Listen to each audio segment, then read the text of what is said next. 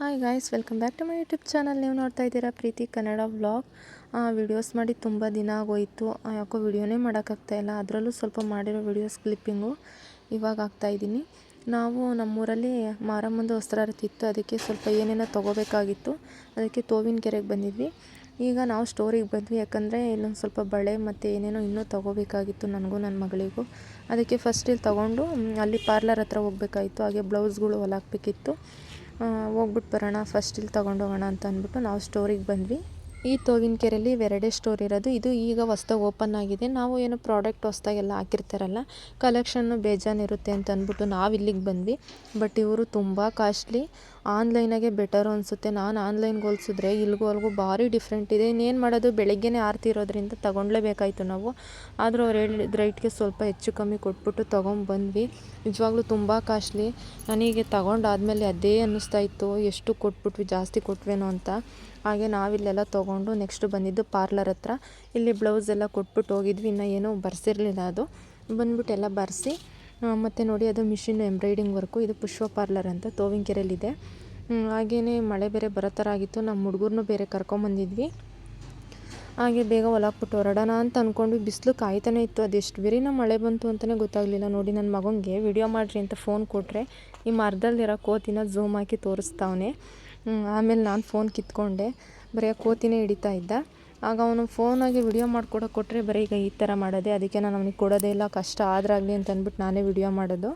ನಾವು ಇನ್ನೇನೆಲ್ಲ ಮುಗಿಸ್ಕೊಂಡು ಬಸ್ ಸ್ಟ್ಯಾಂಡ್ಗೆ ಹೋಗೋಣ ಅನ್ನೋಷ್ಟರಲ್ಲಿ ಮಳೆ ಜೋರಾಗಿ ಬಂದೇ ಬಿಡ್ತು. ಅಷ್ಟು ಬಿಸಿಲಲ್ಲೂ ಎಷ್ಟು ಜೋರು ಮಳೆ ಬಂತು ನೋಡಿ.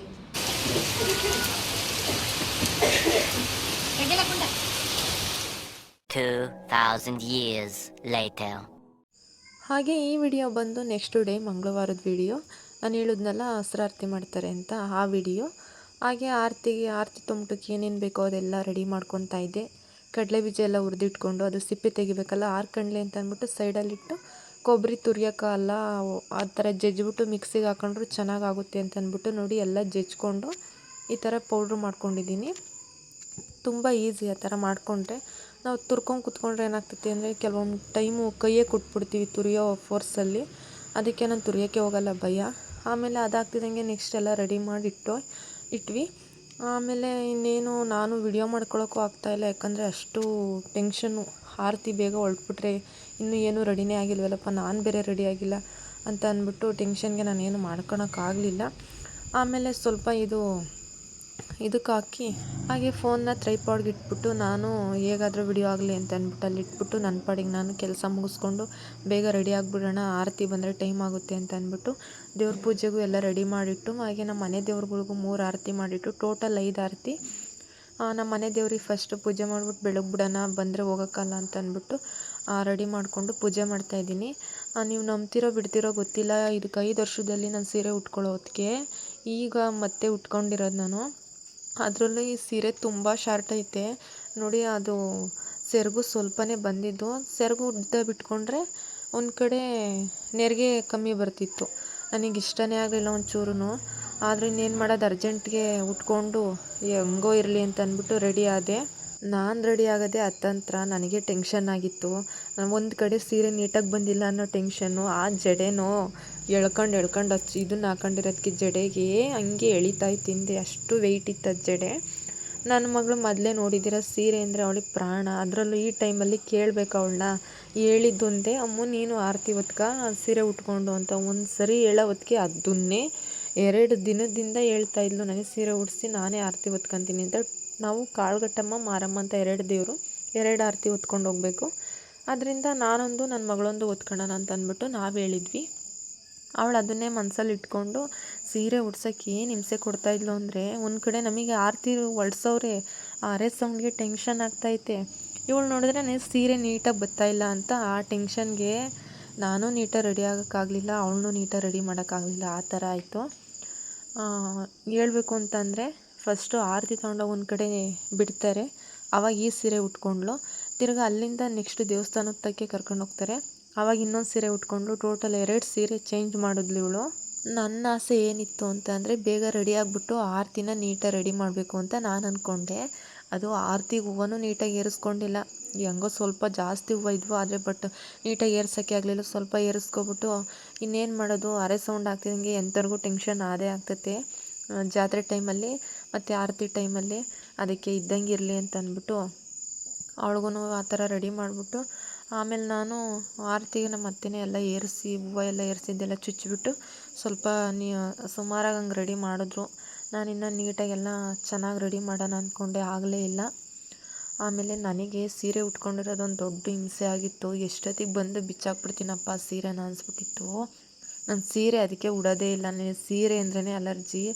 5 ವರ್ಷದ ಮೇಲೆ ನಂತರ ಹುಟ್ಟಿರೋದು ಇದು. ನೋಡಿರಿ ನನ್ನ ಮಗ ಇಲ್ಲಿ ಬರ್ತಾವನ, ಈಗ ಬಂದು ಯಾವ ಥರ ಆ್ಯಕ್ಷನ್ ಮಾಡ್ತಾನೆ ನೋಡಿರಿ. ನಾನು ಅಲ್ಲಿ ವಿಡಿಯೋ ಆನ್ ಮಾಡಿಬಿಟ್ಟಿದ್ದೀನಿ, ಅವನಿಗೆ ಗೊತ್ತು ವಿಡಿಯೋ ಆಗ್ತೈತೆ ಅಂತ ಅಂದ್ಬಿಟ್ಟು. ಈಗ ಬಂದು ಯಾವ ಥರ ಫೋರ್ಸ್ ಕೊಡ್ತಾನೆ ನೋಡಿರಿ. ಒಳಗಡೆ ನೀರು ಕುಡಿಯೋಕ್ಕೋ ಏನೋ ಹೋದ. ಇವಳು ನೋಡಿದ್ರೆ ಸೀರೆ ಯಾರಿಗೆ ನೀಟಾಗಿ ಬರ್ತಾಯಿಲ್ಲ ಅಂತ ಅಂದ್ಬಿಟ್ಟು ಏನು ಹಿಂಸೆ ಕೊಡ್ತಾಯಿಲ್ಲೋ. ನನಗೆ ಸಿಟ್ಟು ಬಂದ್ಬಿಟ್ಟಿತ್ತು. ನೋಡಿರಿ ಈಗ ಬರ್ತಾನೆ, ಯಾವ ಥರ ಆ್ಯಕ್ಷನ್ ಮಾಡ್ತಾನೆ ಅಂತ. ನಾನು ಅಲ್ಲಿ ಫೋನು ಇಟ್ಟಿದ್ದೀನಿ ವಿಡಿಯೋಗೆ ಅನ್ನೋದೇ ಮರ್ತೋಗ್ಬಿಟ್ಟಿದ್ದೀನಿ. ನಿಜವಾಗ್ಲೂ ಏನು ಎಷ್ಟು ಅವರ್ ವಿಡಿಯೋ ಆಗೈತೆ ಅಂತ ನಾನು ನೋಡಿಕೊಂಡೇ ಇಲ್ಲ. ನೋಡಿರಿ ನನ್ನ ಮಗ ಯಾವ್ಯಾವ ಥರ ಆ್ಯಕ್ಷನ್ ಮಾಡ್ತಾವನೆ ಅಂತ.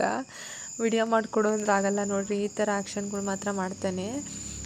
ಆಮೇಲೆ ನಾನು ವಿಡಿಯೋ ಎಡಿಟ್ ಮಾಡುವ ನೋಡ್ಕೊಂಡಿದ್ದೀನಿ ಇವ್ನಿಗೆ ಮಾಡೋದನ್ನ.